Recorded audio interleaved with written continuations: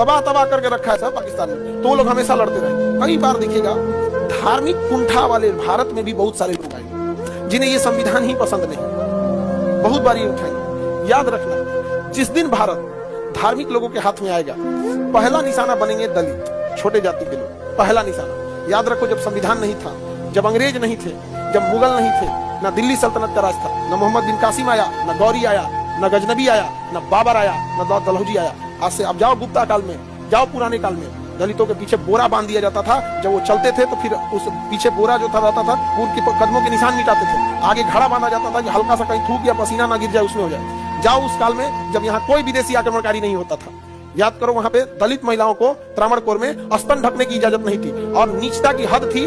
स्तन अगर छोटा रहेगा तो कम टैक्स, स्तन बड़ा रहेगा तो ज्यादा टैक्स। सोचिए, नीचता की हद हो गई थी यहाँ त्रावणकोर में। आप जाके देखिएगा ये चीज।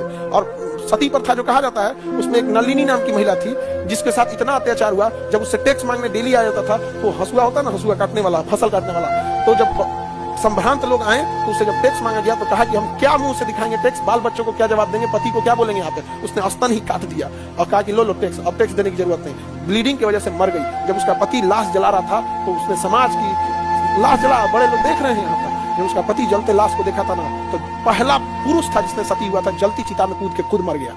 तो याद रखना, गलत इंसान जो है ना, वो हमेशा गलत रहेगा।